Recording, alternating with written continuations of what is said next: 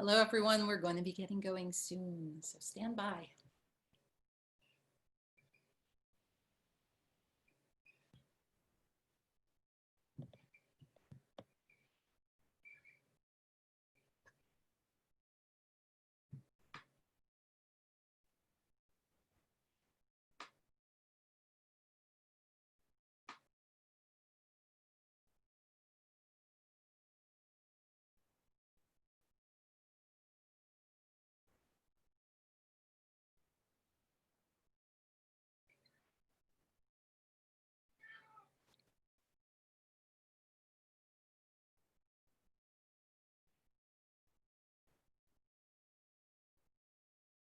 All right, Lindsay, I am not seeing myself.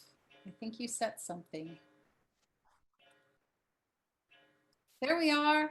Well, almost.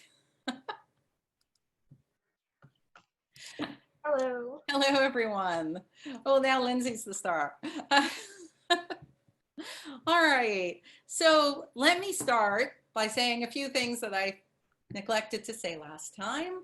Nice to see everybody. I'm Darlene Hamilton, the founder of the Historical Tea and Dance Society. We run a variety of English country and historical dance events in Pasadena, California.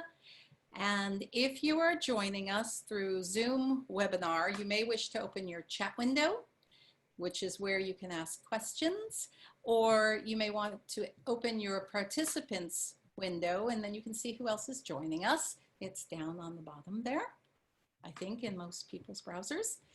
And if you're joining us from Facebook Live, you can comment questions in the window because Lindsay is standing by monitoring both things. We love our Lindsay.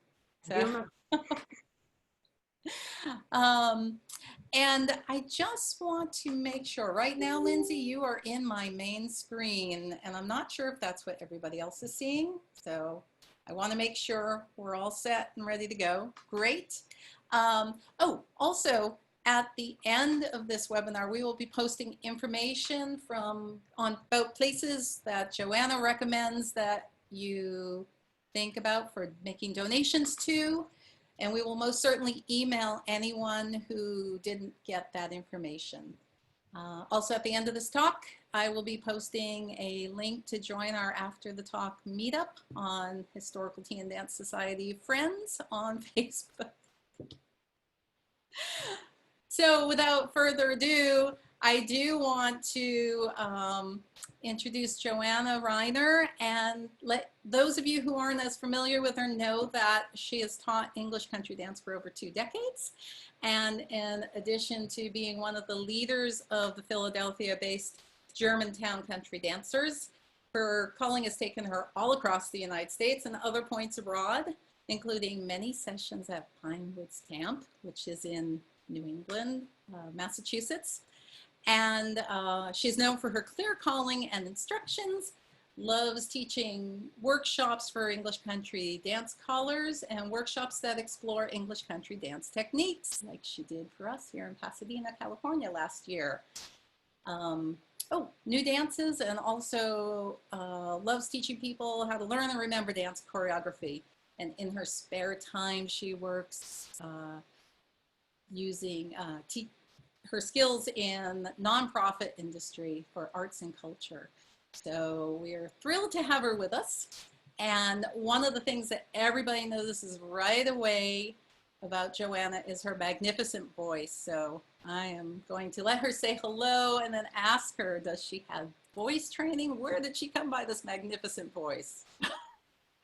Good evening. Thank you, Darlene. It's really nice to be here with all of you. And I don't have any formal voice training. This is just actually the way that I talk, but I do have theater training. And it really helps because you learn how to project your voice and all that kind of thing. And the other thing that really helps me actually has nothing to do with anything is that I have a very low-pitched voice. That's just what I was born with. And when you have a lower pitched voice, your voice is easier to listen to, and it really serves me very well. So I'm very grateful for that. And so are we. It's wonderful. Joanna's great to have for this talk because I love her her calling thing when she says, this is the thing. So here we're having her talk about 5 things. So I'm going to jump right in. We're going to try to make this a little more conversational, where I break them up by asking the questions about these things. So Joanna, first off, how do you develop your thematic workshops that are just wonderful, wonderful to attend? Thanks. I'm a big fan. Most of my workshop topics come from something that irritates me. So I go to a dance and something happens and it bothers me. And I think, okay, what is going on? What can I do about that? How do I fix that? Where did that problem come from? And it's either something I notice on the floor when I'm just dancing with people, or something I notice from the stage when I'm calling. So for instance, I went to a dance, this is a couple of years ago, and I was just there as a dancer, that's it. And there were some beginner dancers that looked absolutely miserable on the floor. Now, I have no idea what was going on. Maybe they had a toothache. Maybe they had a bad day at work that day. I don't know. But I'm thinking about what's happening for these people. How do we get them more comfortable in the dance? How do we get them to pick their heads up and have a better time? What's an interesting thing that's going on? So that's the first thing, is I'm paying attention to the people are there and what's happening. And then I come up with a topic. Or I'm at a dance and somebody calls a dance and I go like, oh, that reminds me of this other dance over here. What do those things have in common? Wait, suddenly now we have a theme that's emerging. Dances that seem to be like each other, or dances that have figures in common, or something else. So that's kind of where these workshop topics come from. And I think about things like, okay, I go and I'm calling at a dance weekend, and I've discovered that I'm calling all the time. Like there's rarely a moment where I can stop calling. Why is that? Now, there could be lots of different reasons. One is because I'm calling dances people don't know, and I have to support them by calling all the time. Fine, okay. But then there are these other things that are happening, like, why aren't people actually learning the dances, either after I teach them, or people will come up to me and they'll say, oh, you called all these brand new dances. And I'll say to them, you know what, you know these dances because I've taught them to you before. Why don't you remember them from before? So I'm curious about that kind of stuff, right? So I developed a workshop, which I still teach periodically, called Making It Your Own, which is trying to address people's learning styles and how do you learn patterns and how do you retain the information by teaching the dances in different ways. Like, how do you learn a dance from a talk through only? Scary, right? How do you learn a dance just from looking at a demonstration? How do you learn a dance if right before I let you dance it, I let you talk to each other in small groups and remind each other of the figures away from that scary caller? She's not listening to anything you're saying. Does that help you actually remember the pattern? You know, it could be lots of different things. So all of these different ideas, things that we're playing with, things that I notice, these all become workshop topics. And I have themes that I come back to over and over again. And I have things that I'll do for a while and put aside, or I'll get interested in something else. So one thing that I've been doing for a few years now, which I'm definitely not done with, is I'm thinking about style, which is a very loaded word and it means lots of different things. So I've been using the word technique a lot. I started as a Scottish dancer, right? Scottish dancers learn technique, which is how to dance, how to hold your arms, how to point your toes, how to do everything. And in English dancing, we've moved away from that, right? We don't teach a lot of technique. We don't teach a lot of style because we emphasize a lot of times social dances. Our weekly dance, we have the same thing in Philadelphia, right? That's not bad. That's good. But people tend not to learn some basics of how to do English dancing unless they are motivated in some way, like unless they go to a dance camp or they go to a workshop. And so I'm seeing this, I'm seeing how people are dancing when I'm watching them from the stage. And after a while, again, something that irritates me. I'm like, okay, I've had it. Now I'm going to say something about picking up your feet. Now I'm going to talk about arms and circles or whatever it is that I'm saying. So I've started teaching workshops where we think about style and how to hold your body and what do you do with your arms and all that kind of stuff. And so again, it's the same thing. It's because I'm noticing an issue and I want to try to address it if I can. And I feel very lucky that I have the opportunity to do this in workshops, at weekends, at camps, because at our weekly dances, even though we slip things in, it's not really the time and place to talk about a lot of that stuff. So workshop topics, super fun. So all of you out there, if there's something that is irritating you, that you really want the caller to talk about, you should say a thing, say, I've noticed that people are not doing this anymore, or I love this figure and it would be really fun to have a workshop that featured this thing. We're always, I am always interested in ideas and I love talking about it. So anytime you want to talk about workshop topics, just come talk to me. It's all good. That sounds great. that that that was great. I can certainly relate to it. Um, a lot of things that are going on. It's been going on for several years, and certainly it started quite a while back with the Heather and the Rose group. But what are your feelings about changes in dance terminology? And that is has been a big topic for the last year plus, and I know some people have been dealing with this a lot longer. Yeah, for sure. It's a really challenging topic, and it's one that I'm definitely grappling with a lot. And it's a very interesting thing. So during the year, I call my dance once every 2 months, just because I'm in the rotation of callers and I do weekends and I go here and I do balls and things like that. In most of the places I go, terminology is not an issue. We still use men and women when we're teaching dances, and that seems to be a standard. However, for me, when camp season starts, suddenly this is a very big deal. And it's an important topic. And I just want to say at the outset that change is really hard. It's really hard for me. I feel like I'm a good English dance caller. I have learned the words to say. I have my patter. I know what to do. And now all of a sudden somebody's asking me to do something different. What if I'm bad at it?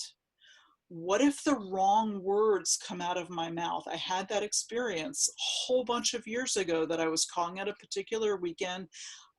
It was a gender-free weekend.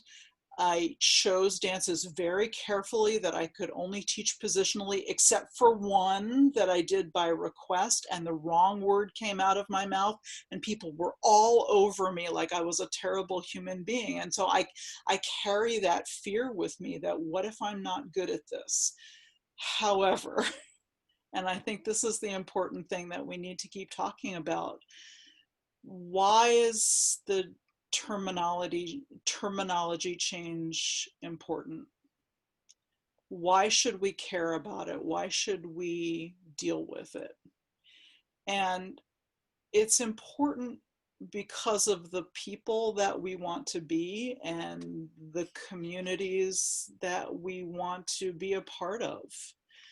It could be that no one who comes to your dance has an issue with the words men and women. Everybody understands that. But it could be that somebody comes in, and even though they're very comfortable with a gender identity that they choose, they want to raise their children in a different environment where everything is more open and you don't have to make a choice of men or women. That doesn't have to be you. You could be anything you want. And it behooves us to foster that so we can be as inclusive as possible, even if it's hard. because that's the people that we want to be. That's how we want to invite people into our circle. And so that's my challenge to myself for the summer, assuming that we have our summer camps, and I'm just hoping that we do, is that I learn how to do this and I get out of my comfort zone and I try to figure it out, knowing that it's hard and knowing that many dancers that I will encounter are not used to different words, different terms. And I want to say a thing about positional calling versus using other terms, whether it's larks and ravens or whatever it ends up being, larks and robins. I'm not sure about that at the moment. So um, a lot of callers are trying out positional calling as a solution to this. And in fact, in English dancing, a lot of the dances that we do are positionally called to begin with. We don't even think about it. The dance, take a dance. How does it go? Ones, lead down, cast back, two, hand turn. Twos do the same. You know, there's another figure for the ones, rights and lefts, right? We never have to talk about one side or the other. But not all of our dances are like that. In the English dance world, we have dances where we want to refer to one person or a group, you know, two people standing on one side of the dance or another. And I'm sure some people have come up with good solutions for this, but to my mind, you have to add a lot of words to describe those human beings and where they are. And the way I want to call is I want to be as direct as possible. So I want to speak to people and tell them, you go here now. And so having other terms to me seems like a better solution than just using positional terms all the time. And I know many people will disagree, and that's good too, because we're all learning and we're all figuring this out. So again, it's a challenge. And so I want to challenge all of us to think about terminology and changing and how and when can we get away from what we're used to, because in the grand scheme of things in this world, it's such a small change to make, to be accepting to other people. So again, I'm scared because I could be terrible at it, but I'm gonna go for it and we'll see what happens. I'll report back, or you'll know. We'll see. We have, that was great. And honestly, as a caller myself, a much younger caller than you, not in age, but in length of time, it's heartwarming to hear other callers that we so revere struggle with things. So thank you for that. I appreciate your honesty. We have somebody with their hand raised. Let me allow them to talk. I think it has to do with this subject before we move on. Irene, are you hearing us? Do you have a question? Or yes, no? I do not hear her. All right, we'll, oh, wait. There, let me try one more time. Unmute. Nope, it's not working. So I'm sorry, Irene, we're not able, but Lindsay's gonna try to get a hold of you in the background and see if we can find out what that question was. We tried. Also, Irene, you can type your question into the chat box or the Q&A box, and then we might be able to see what it is. That's a great solution.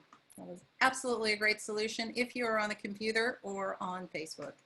So the attitude about terminology and such was the second thing. Oh, okay. I think that was answered already. So good. So for the third thing, I have to ask, I think this is going to be a common question to ask. What is your favorite dance? And then maybe following up with what makes a good dance? I think they're sort of tied in together. Yeah. Maybe it's just the passion that you love your favorite dance. It's so hard to figure out my favorite dances all the time. People ask me this and it changes, of course. There are dances I perennially love and there are a lot of them. It's so much more fun to actually talk about what dances do you hate. That always makes a much better conversation because everybody hates different dances and for different reasons. But nevertheless, it's really lovely to talk about dances that we love and why we love them and what makes a really good dance something that feels good, that's memorable. I think a bunch of you probably were just listening to Karen Axelrod's concert, a few minutes before this, and I thought that was especially interesting given some of those tunes that she played and some of the tunes that people sent in to think about what makes a really good dance, because I think the key thing is that it starts with the music. And if the music isn't wonderful, if it doesn't grab us, it's a dance that we may like for a little while because it's interesting or it's brand new or somebody just taught it at a workshop, but it's going to fade out of our memory pretty quickly. Versus some of these dances that stick with us forever that we love.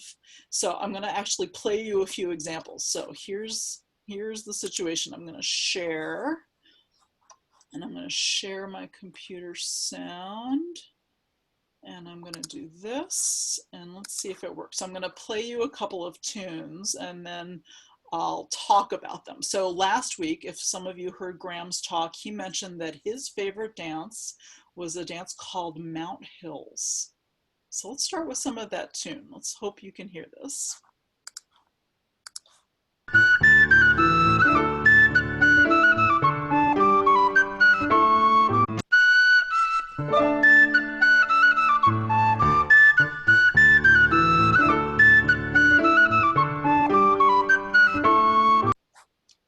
All right, so that was just a little bit of the tune Mount Hills. I hope you heard that. So Mount Hills it's sort of a very classic English dance. It's got a tune that's cheery, a tune that you remember, a tune that sticks with you, and it's been in our more common repertoire for a very long time. And it's sort of one of these tunes you can hum, a tune that you can sing, a tune that you can remember. So it has a very definite, clear tune behind the dance. So that's a very important thing to think about when you're thinking about what dances do you love, tunes that are very memorable. So let's play another one and hopefully you'll see what I mean by that.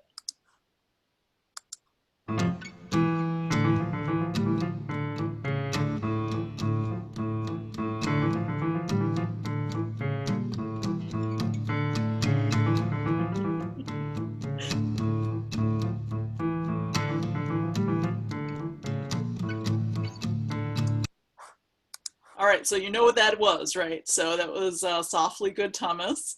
And that tune to me is very evocative, right? When I do that at a dance weekend or something like that, it's one of the dances that I won't tell people the name of it before they hear the tune. And it's just that it's a little game because I do like to say the name of the dance before I do it. But I'll just have the musicians play a little bit of the tune and everybody will do the clap for Softly Good Thomas because you know what it is. Right, it's very familiar, and maybe you don't remember the tune, the figures and the B part, but you know it's that marching around and the clap, right? So very evocative of the dance. That's a great example of a tune that sticks with you, and it evokes a mood. You want to do it. You know it's playful. You know it's going to happen. So that's a dance that people love. We may be a little tired of it sometimes, but we tend to love it. Here's another one.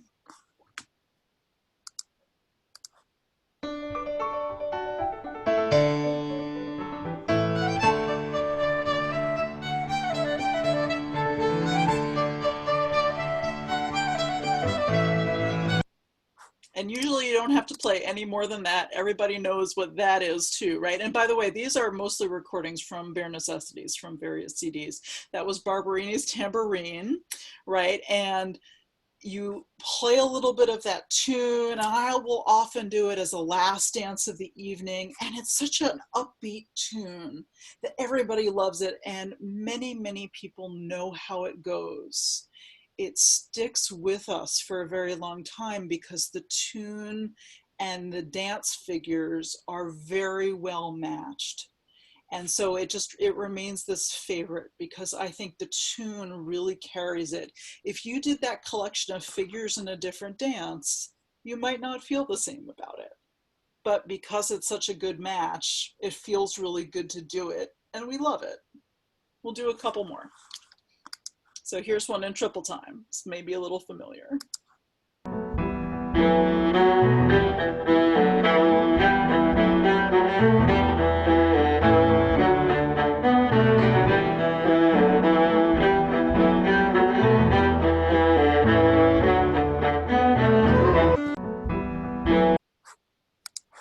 All right, so that was Jenny Beer's dance, Key to the Cellar. I know many of you know that too. I think Jenny might be with us here online this evening.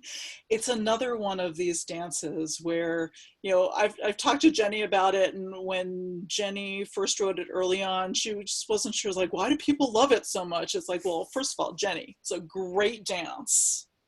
Second of all, the haze in the dance, we know that figure from Hambleton's Rondo. So there's a comfort in it right away. And then the most important thing is the tune. We love that tune. It feels really good to dance to that tune. And the figures with that tune just work. And so it's another one, it just stays with us. And I'll give you one more example.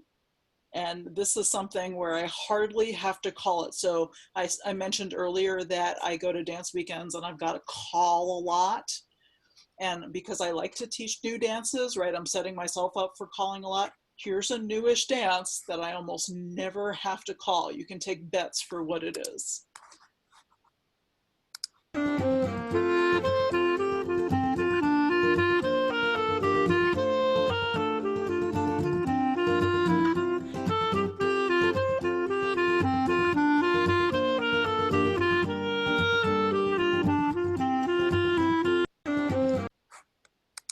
All right, so you know what that one was. That was not Bare Necessities. That was the Elixir CD that contains that tune, Tom Kruskel's, which we use for the dance Sapphire Sea. And that dance, as probably you know, took the English dance world by storm. And that tune, everybody knows what it is. And it's interesting to think about that dance. And it's relatively recent. Will it stay around forever as a perennial favorite? And I think the answer is yes. I think it's going to, because again, like some of these others, like Softly Good Thomas and Barberini's and Key to the Cellar, it's one where the figures of the dance come together with this tune and create this beautiful whole. Like I've called dances that have really cool figures, but the tune isn't quite good enough. And so we don't remember it very well. And everybody has different favorites, and everybody has different dances in this category of dances that stay with them forever, that they love, and everybody's taste is a little bit different. So it's interesting, and I challenge you, think about what are these dances for you? What are the dances that you absolutely love, that you loved also 5 years ago? And which do you think you'll love 5 years from today, and why? What are those things that make you love dances? Sometimes it's like, oh, because I did this dance with so-and-so at the Playford Ball in 1997, and I'm not over it yet. It was so good that I remember it. So why do we love dances? Fun to think about all of those things. It is, and those are just fabulous dances that from all eras that we love doing in this community. So in the worldwide community, I'm sure. So yes. We have a question out there, and I think it maybe has to do almost a little bit with the next thing. Okay. So I think I'm going to have you talk about the next thing, and then Okay. bring in that person to ask their question. So what things can an experienced English country dancer do to up their game? All right. So, We all want to do that, I think. there are lots of things that you can do. And I would say one of the very first things is remember the names of dances, right? When you go to a dance, whether it's your weekly dance or whatever your dance is, and you do a dance that you like, try to remember the name of it. And it can be hard to do that. Or if you hate a dance, try to remember the name of that too. Why? So if there's a dance that you love and you want to do it again, and you go to talk to a caller and you say, Joanna, I want to do that dance. It's better if you know the name rather than just say, it was the one with the haze in it. Now, I might be able to get it, and it's like a fun game. It's like charades, but I might not. So that's a good reason. Remember the names of dances so you can know which ones you love so you can request them again, or strategically plan your bathroom breaks. Both are equally important. So that's good. So remember names of dances.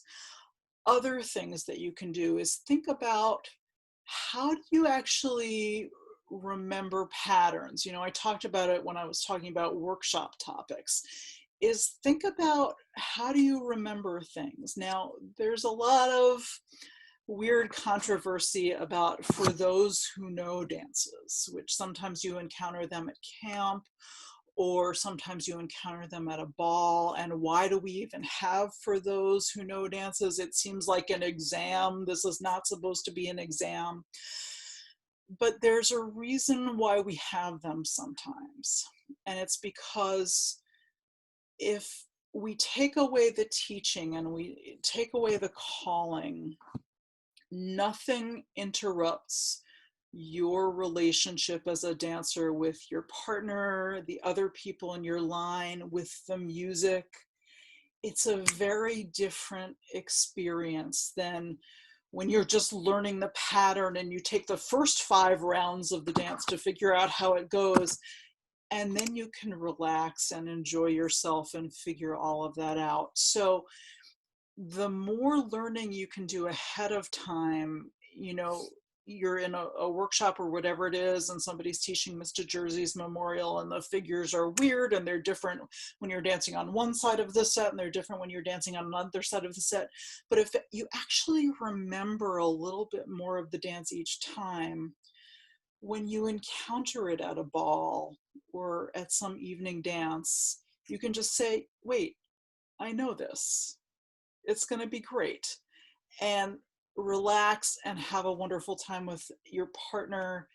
Hear the music, listen to the music differently. You might hear something that you never heard before because you've gotten out of the way of yourself to some degree. So think about how you learn patterns and figures, and take it on and see if you can get the reward of actually internalizing some of these dances and just being able to do them, to dance differently. And then another thing I was talking about from workshop topics, which I think is really important, is thinking about your own personal dance style, because we all have one, whether we know it or not. And I think for the most part, our dance style develops very early on. And we learn things from the people around us, even if we're not actively learning. It's because there's somebody in your dance group who dances with all of the beginners, who don't necessarily want to dance with all of the beginners, but they do anyway. And because that person is kind and nice and asks you to dance every week when you're a beginner, guess who you dance like? That person. And it happens without even thinking about it. So as a dancer, once you get past that beginner stage, that advanced beginner stage, I think part of the thing of being an intermediate dancer is taking on your own dance style and actually becoming aware of what your body is doing and when? Do you fill up a musical phrase when you're dancing? Do you get there early? When do you start dancing? Do you start dancing on the beat, on the pickup, before that? And thinking about your phrasing is super important, especially with all of these modern dances that we do, these contemporary dances, which prioritize the flow between figures. If you're not careful about your phrasing, you miss that beautiful flow that was written in because you got there too early and you stopped. And therefore you don't know. Or dances that are written so that they send you automatically with your momentum from one figure to the next. If you stop, you don't know which way to go. It's arbitrary. You could use your right hand or your left hand, right? But if you keep with the flow, your momentum is automatically going to send you. So think about your own dancing. And what are you doing? Are you actually giving weight in the circles? Because remember, you can't change how anyone else is dancing. You may want them to fix themselves, but in fact, the only person whose dancing you can change is yourself. And you get to make active choices about it. Like I remember I was at a workshop, this is years and years ago. Brad Foster was in Philadelphia, and he talked about what his feet were doing in an up a double and back. And I'm sure somebody had said that before, but I wasn't ready to take it on. And then suddenly I was ready to take it on. And after that workshop, I started doing something different with my feet during an up a double and back and during a siding figure. And I like what I do now. I don't remember what I did before, but I know it was different. And so, I would say, think about how you're dancing and make an active choice. Do you like it? Do you want to try something different? How does it feel to turn single in another direction? Think about what your body is doing. So I think those were some things you can do to up your game a little bit, is think about how you're moving. How do you remember patterns? How do you remember dances, tunes, all that kind of stuff? And you do a little bit at a time. This is not like homework and there's no exam, or maybe there is an exam. I don't know. I'll let you know later. That was great. That was great. I'm in the background, I'm sort of fielding a lot of questions and comments and things about dances, because boy, you sort of exploded things when you opened up that topic right before that. And going along with both these things, somebody in Vic and Diane have had their hand up for a while. They wanted to ask you about a particular type of move in a dance and dealing with that. And I think this is a good time for that. Okay. Allowed to talk. All right, Vic and Diane, I think you can talk at this point. Hi. Hi. Do you want to come on live? I'm trying to. Let's see. Oh, I know what the trouble is. Yeah, suddenly the controls are appearing that weren't there before. Yeah. All So right. I tried to tell you. Yeah. Hi. Hi. All right. It's Hi. not coming on here. All right. Hi, Joanne.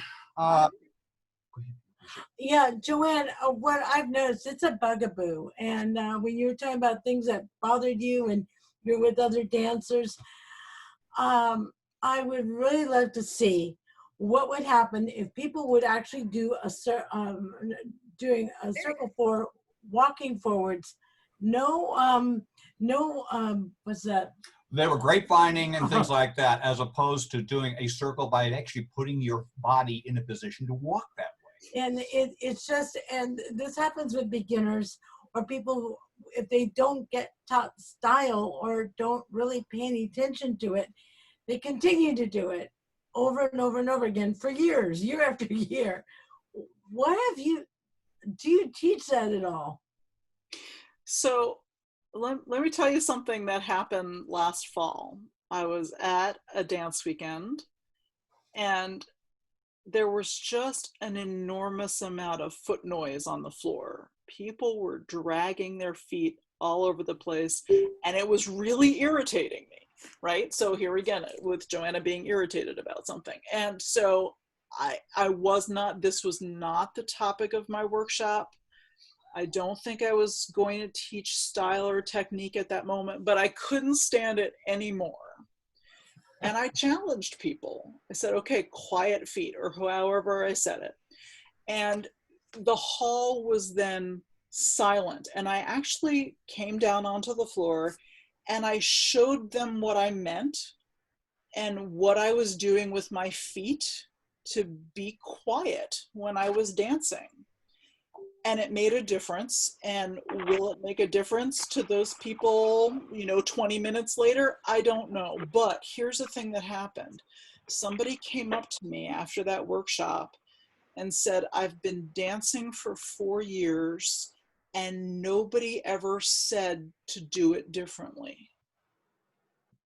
And I think that's the key piece of information that I took away, is that if we don't teach style, if we don't teach technique, nobody's going to learn differently. And they're going to do a circle with somebody and they're going to see them doing the grapevine thing, which, there's a lot of that from international dancing. I think people do that in contra dancing sometimes.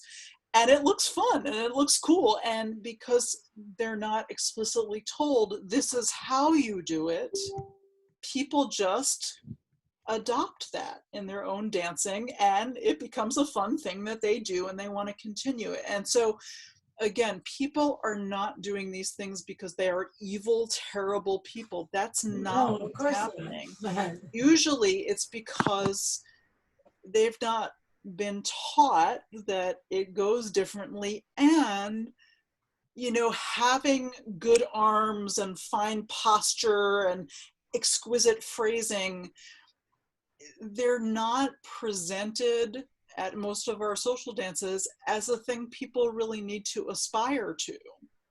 I feel like sometimes when I go off on one of my tears and I talk about posture all evening, people laugh because I do try to make it kind of funny, and they'll do it because they're humoring me.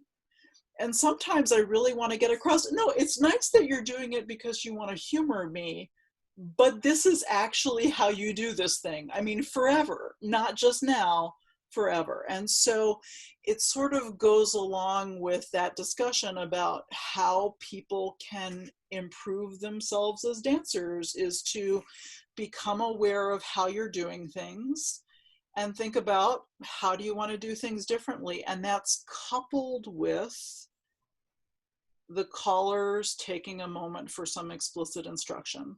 And that's a tricky topic too. We could talk about that forever. We could talk about that next time. Thank you. Okay, great. So that was great. Thank you, Vic and Diane. Nice to see your faces. I think Lindsay's going to turn. It's great. All right. So we have one more thing, and then I think we will get to a few other questions. Actually, though, there was one question. We had some Facebook likes on it, which I thought was really an interesting, challenging question. And who better to learn from if you have any tips for this? How do you teach rhythm to those who do not hear it? And I think to answer that question, you need to turn to music teachers. And I'm not a music teacher, but there are techniques of teaching rhythm that I think are really effective. And sometimes, again, this is a what do we want to take the time to do at our weekly dance, at our workshop, clapping out rhythms. That's like so kindergarten, right? But it's a thing that helps people learn rhythm. Another thing that you can do is take a very simple dance pattern and teach it to people in jig time, 6/8. So we're dancing in counts of 4. Teach it to them in waltz time, 3/4. Teach that same pattern in 3/2 time, triple time, to feel how are these things different? What do we do with our feet? How many counts is that? These are things that, again, we hardly ever have time to do, but it's very interesting. And I want to say one more thing, is that we may not be able to fix everybody. Um, and just remember that they're all participants in our dance community, even if they don't dance the way you want them to. People can achieve a lot of good geography, even if their rhythm is not perfect. And we have to keep that in mind too. And so if people want to learn, that opens the door to a lot of things. And as a caller, I'm able to slip in more instruction just because I have permission, that's tacit permission to say some things. But I also want to be really careful about how am I making corrections to people, because I don't want to come across as an evil ogre. You know, I want to be firm, I want to be clear. I want to indicate that yes, there is a different option for you maybe, but you know, you also have to remember a lot of people are at your dance just because they want to have a good time, because they want to relax at the end of a work day or whatever reason it is. So we have to always try to, you know, meet all of these needs at the same time, which means that while you want to correct rhythm problems, sometimes you can or can't. So to answer that question again, I would turn to music educators and look at that body of work and see what techniques are effective there. It's very interesting, and do share if you learn lots of things, because I think we can all benefit from that. Wise advice. So there are a few more questions. However, I would be remiss if I didn't get to the last of the 5 things, because this is important to many of us. Myself, Lindsay is a brand new caller in our community who's coming out and calling here and there. So we're bringing her up. So we're very thrilled about that. But I would certainly love your advice on, you know, what you have to say to new callers, newish callers, callers who've been calling for a while. I'll say a couple of things and then I'll leave time for questions, because those are really fun too. And so, you know, lots of advice for new callers. Of course, the first thing and the very important thing I think is go to as many dances as possible. Go to your own local dance, whether it's weekly or monthly. Go to other people's local dances if they're in near enough driving distance for you. Go to weekends, go to balls, go to dance camp. I love dance camp. Why? Because first of all, you want to be a part of your local community. You want to be somebody who participates in everything from moving chairs to being on the board to helping out with the ball or whatever it is. You want to be a part of the community, especially as a caller.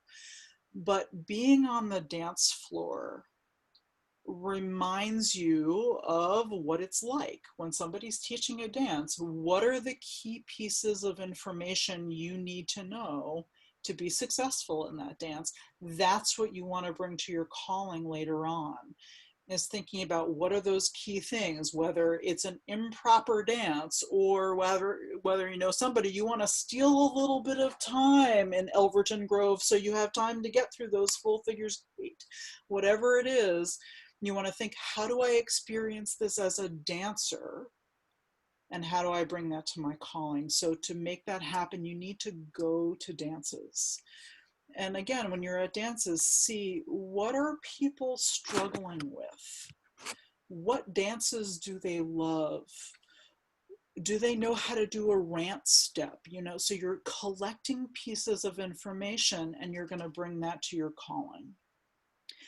And another thing that I'll say, among many, many things, is when you're calling, you need to pay attention to what's happening on the dance floor. Yes, you are allowed to have your dance instructions. Yes, you can even hold them in your hand. But just remember, if you are reading your card or holding tightly to your card for dear life, you are not paying attention to what's happening on the dance floor. And there's so much information that's coming at you all the time, and you're constantly needing to make choices about what to do with that information. So you have to be receptive to it. and see what's happening. See, okay, they didn't get that. Maybe I can change the word I'm using in my calling. Okay, I can try to fix that one right now. Or, man, they're having so much trouble with that particular figure. Okay, I'm going to think about that for next time I call it, and I'm going to try to teach it differently. Or, I really need to come out on the dance floor and do a demo of that figure. So you learn these things by paying attention and seeing that people are confused or whatever they are. You need to pay attention to the music, which means you have to know the tune. Now, I don't play an instrument, I don't, but I do know the tunes, and I need to know things like, in this particular dance, it's twice through the tune equals once through the dance. And you have to have that conversation with the musicians ahead of time just to make sure you're going to signal them correctly. If you don't know the tune, you're not going to be able to do that. So it's part of your work as a caller to pay attention to the music, to pay attention to variations of dances. The first time I taught Easter Thursday on the West Coast, I thought, why is this not going very well? I have no idea. This is going really terribly. And finally, somebody said to me later, oh, we don't do it like that here. Oh, brand new information for me. So that's part of my job as a caller too, is to know, where are there dances that are done differently? What dances should I never call in Boston because they'll kill me if I call it that way, right? You know who you are. You do. Anyway, so those are important things to know as a caller. So pay attention to lots of things. Go to lots of dances and ask people questions. Find a friend on the dance floor after a night of calling and say, okay, I wasn't really feeling super good about how I taught Jack's health. What was it like for you? What did you think? Or, I was a little worried about how so-and-so was doing in this dance. How did it go? So have some allies on the dance floor and have a conversation. Have a mentor if you don't already have one, somebody that you can go to over and over again. Jenny Beer and I have had so many conversations about dancing through the years, and I hope we have many, many more. I have learned so much of what I know from Jenny, and she's been such an important person, my mentor throughout the years, and I'm just so grateful for her. And so I would recommend, if you're a new caller, have somebody like that in your life. Even if it's somebody that you talk to on the telephone, that's fine too, but hopefully somebody who's at the dance with you, who can just be your sounding board all the time so you can ask questions. And the one last thing that I'll say, so we have some time for questions, is try things. Because there's no rule book about how to do this. Yes, there are things that work better and there are things that work less well, but you will not know what works for you unless you try things. And then you have to pay attention to the results of whatever you did, and then file that away for next time to think, yes, that worked beautifully. Or, you know what? Almost, but I'm not there yet. I've got to do something differently. Or never put those two dances next to each other in the program. Okay, got it. Good. We're good to go now. So try things. It'll work or it won't work. You'll know, but you'll get another opportunity. So many more things. I love talking about calling. So come chat with me anytime about calling. Thank you so much. Great. Oh, Really insightful. that sounds great. Thank you. Yes, and may I add one more thing of my own, is just watch what colors that you admire are doing and the people around you. Locally, I had a caller really solve a problem that we were struggling with teaching the newer dancers in the group by just wording something differently. And it was like, oh, wow. Right. Why didn't I think of that? So yeah. Okay, we have a bunch of questions. One that relates to what you just spoke of is, what kind of research do you do about a group that you've never called for before when you're prepping a gig? And I know you go all over the country and the world even, so there must be something that you're checking out. And I know you mentioned on it about not doing certain dances, but what else? So you get as much information you can from the organizers about who's there, what percentage of beginners are there, how many people will there be, what do they know, what do they not know, and you may or may not get an answer that resonates with you. So unfortunately, a lot of the time you're learning on the fly. And that's what Friday night is all about, right? So when you're doing a weekend, if I'm doing a weekend, my Friday night programs, which I often think are the most successful, that's my way of sort of gauging the group and learning who's there. It's always a party night. I'm not going to challenge you too much. Many people have been working or they've been traveling to get there, but I'm going to call dances which I think people will know and dances I think people will enjoy. And I'm going to push a little bit just to see, and I'm going to pay attention to what happens. And hopefully I'll learn a thing. And so if I'm doing a weekend, I'll come for my Saturday workshops or whatever with a longer list of dances. And based on what happened Friday night, then I can go back and think, okay, this dance, it will never work and everyone will feel terrible. Let's not do that. Or you know what? I think they can do this one. Let's see. So that's what I'm going to do is I'm going to try some stuff and learn right there on the dance floor what I need to learn. And hopefully I'll know some people on the dance floor. So I may be able to have a more honest conversation about what's happening. That can be very helpful too. Having an ally, that they're on Yes. the dance floor. Absolutely. All right. So how about time for one more question? And I think it's from Facebook. But we like it. It's from Olivia Barry, and she said, what would you say defines dancing well? Whew, that is a really hard one. I think dancing well is all about comfort to some degree. It's about being in this mental place where you feel comfortable with the dances, and if you don't know them, you're going to let yourself learn them and not feel embarrassed or befuddled and sort of take your time and do it.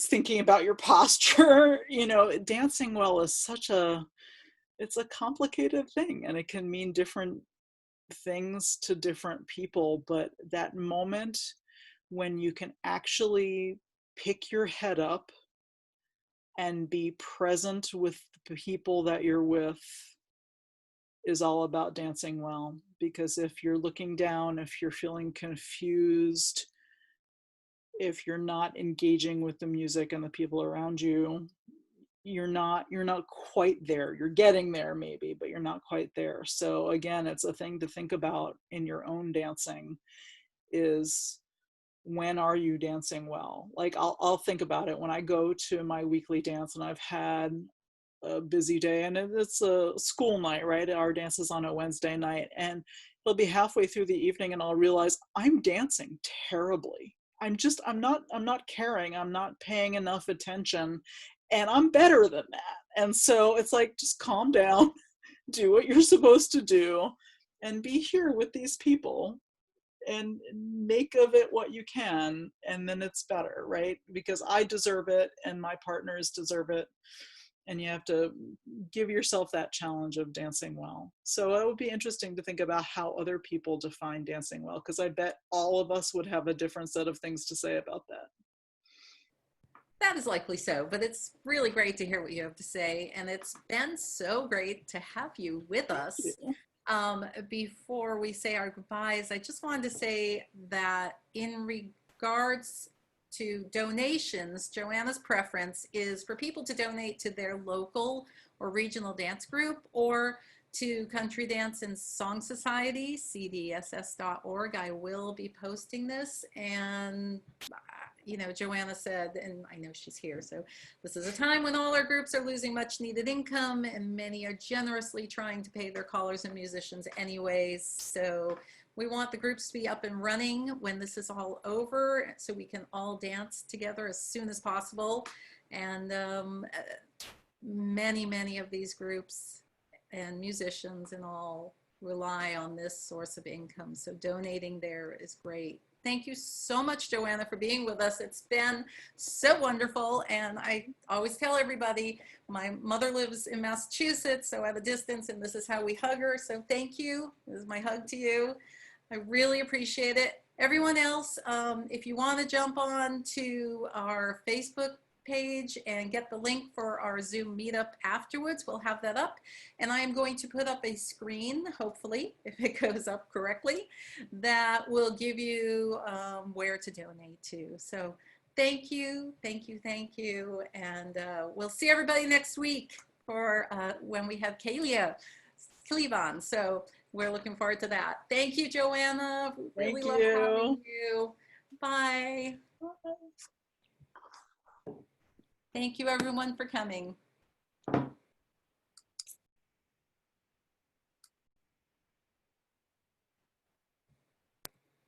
don't have my screen up. It will get up there soon. Oh.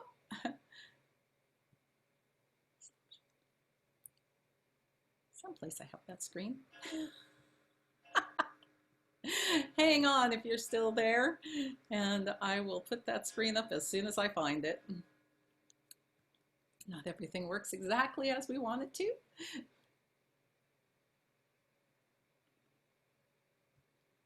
let's see if I can get it up now. Thank you all. There we go. There it is. Share. Ta-da. See you all next week or after.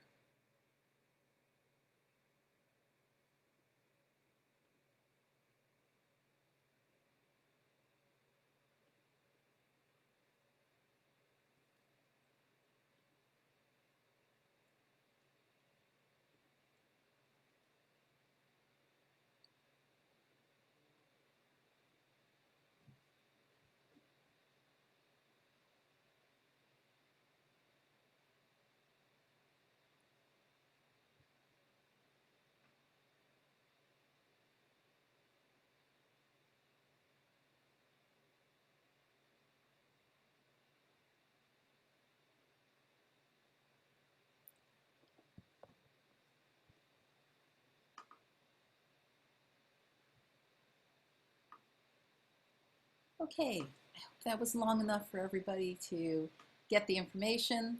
Once again, thank you for joining us. We really are having a great time with this. We love connecting with everybody, and if even $1 donating to somebody or something is probably going to help. So no donation is too small if you're in a situation to be able to do so.